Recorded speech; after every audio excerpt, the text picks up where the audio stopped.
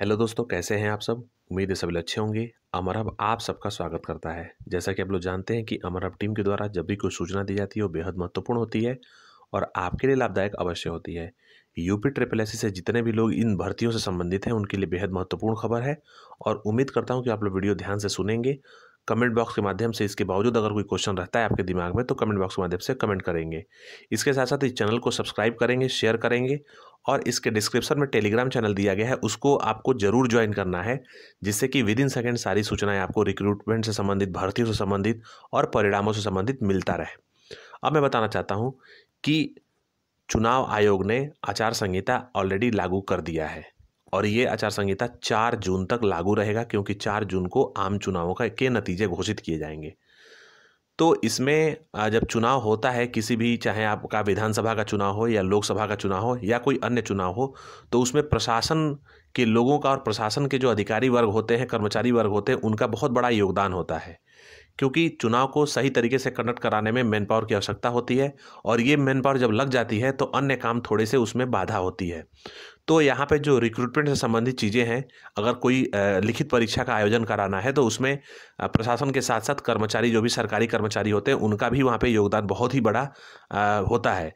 लेकिन इस दौरान, आचार संहिता के दौरान और वोटिंग के दौरान वो लोग खुद व्यस्त रहते हैं, जिसकी वजह से लिखित परीक्षाओं को सरकार या फिर जो रिक्रूटिंग बॉडी होती है वो इसको डिले करती है थोड़ी सी। तो इसमें घबराने की बिल्कुल आवश्यकता नहीं है, क्योंकि ये एक प्रक्रिया है और प्रक्रिया आराम से जब तक नहीं होगा तब तक आपको थोड़ा सा डिले करना होगा। इसके साथ साथ आपका, जैसे कि 4 जून है, 4 जून को आपका आचार संहिता खत्म हो जाएगी, नई सरकार की गठन हो जाएगी। इसके साथ साथ आपका जितने भी पेपर बचे हुए हैं, लिखित परीक्षाएं बची हुई हैं, उनको शुरुआत हो जाएंगी। तो मैं आपको बता दूं कि सबसे पहले मैं न्यूज़ देना चाहता हूं कि जितने भी लोग वीडियो के से संबंधित है, वीडियो 2018 संबंधित हैं, उनका ऑलरेडी रिजल्ट आ चुका है और आपका डॉक्यूमेंट वेरिफिकेशन इसी दौरान, यानी कि आचार संहिता के दौरान ही कंडक्ट कर दिया जाएगा आयोग के द्वारा। ये पूरी संभावना है, क्योंकि डॉक्यूमेंट वेरिफिकेशन में आयोग के इंटरनल कर्मचारी जो है दस्तावेजों की जांच करते हैं, तो उसमें प्रशासन की कोई, मतलब कि उसमें योगदान नहीं होता है, केवल कर्मचारी अपना काम कर लेते हैं। तो उम्मीद है और पूरी संभावना है कि वीडियो 2018 का जो डॉक्यूमेंट वेरिफिकेशन है वो संभवतः आपका अप्रैल में कंडक्ट किया जाएगा। तो उसके लिए बिल्कुल आप लोग परेशान मत हो और अपने जितने भी डॉक्यूमेंट्स हैं आपके वो तैयार रखें। और अगर आपके स्पेलिंग मिस्टेक हो आपके मार्कशीट में या फिर कहीं अन्य जगहों पे, तो आप लोग उसके लिए एफिडेविट बनवा लीजिए। वो भी यहाँ पे आयोग जो है मतलब संभवतः वो कर लेता है, एक्सेप्ट कर लेता है उसका।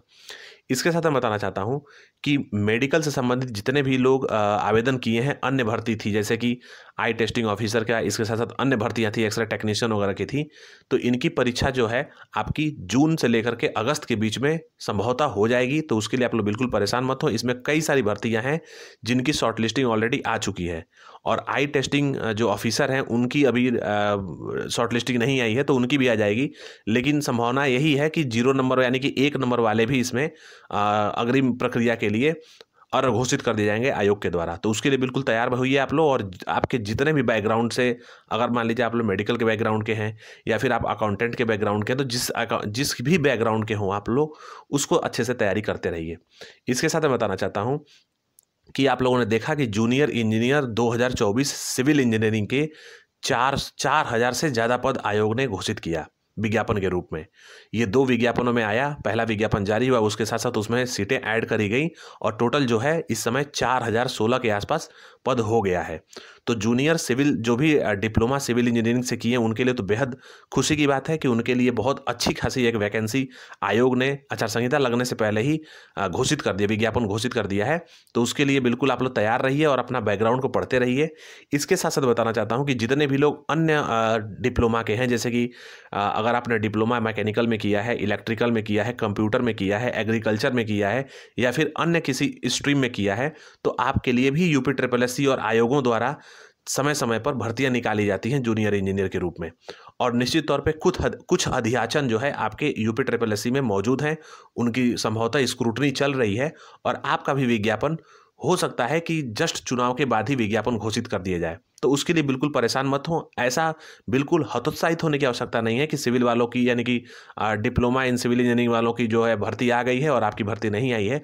तो मैं आपसे एक बार और कहना चाहता हूँ कि आप लोग परेशान मत हो, क्योंकि जो सिविल इंजीनियरिंग की भर्ती आई है डिप्लोमा में, तो उसका भी पेपर अभी नहीं होने वाला है। उसका भी पेपर आपका जो है अक्टूबर नवंबर के आसपास ही संभावना लग रही है, या उससे थोड़ा सा और भी लेट हो सकता है। उसके पहले तो कोई संभावना बन नहीं रही है, क्योंकि जो पुराने विज्ञापन में फॉर्म भरवाए गए हैं उन्हीं की अभी लिखित परीक्षाएं कराई जाएंगी। तो इनके लिखित परीक्षा होते होते आपका विज्ञापन निश्चित तौर पे जारी हो जाएगा। तो जितने भी लोग मैकेनिकल, इलेक्ट्रिकल, कंप्यूटर, एग्रीकल्चर या फिर इससे संबंधित अन्य किसी स्ट्रीम से अगर आपने डिप्लोमा किया है, तो आप लोगों के लिए भी एक बेहद खुशखबरी देखने को मिलेगी। और जब चुनाव खत्म होगा, यानी कि जब नई सरकार का गठन हो जाएगा, उसके बाद आपका विज्ञापन एक अच्छा खासा देखने को मिलेगा। तो तब तक के लिए आप लोग बिल्कुल परेशान मत हो, अपनी पढ़ाई को जारी रखें।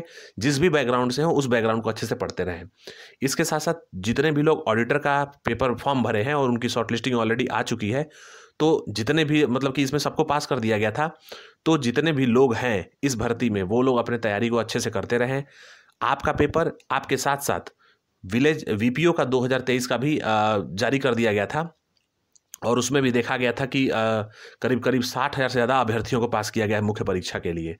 तो जितने भी लोग वीपीओ के हैं या फिर ऑडिटर के हैं और मुख्य परीक्षा के लिए पास हैं, वो अपना स्कोर कार्ड देख चुके हैं, वो लोग अपनी तैयारी को अच्छे से करते रहें। आपका पेपर, आप दोनों का पेपर, यानी कि ऑडिटर 2023 और वीपीओ 2023 का पेपर सबसे पहले आयोग के द्वारा कंडक्ट किया जाएगा आचार संहिता से जस्ट बाद, यानी कि जून से लेकर के मिड जुलाई तक आप दोनों का पेपर पूरी संभावना बन रही है कि आयोग इसको कंडक्ट करा लेगा।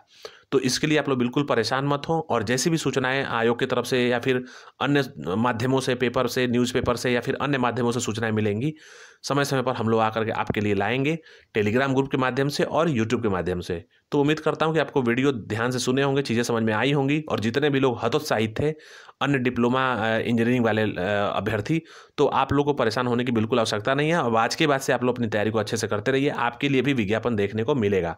तो उम्मीद करता हूं कि आप लोग ध्यान से पेपर वीडियो को देखे होंगे, और इस चैनल को सब्सक्राइब कर लीजिए, शेयर कर लीजिए। इन्हीं अच्छी बातों के साथ दोस्तों मैं वीडियो को वाइंड अप करना चाहता हूं। जय हिंद।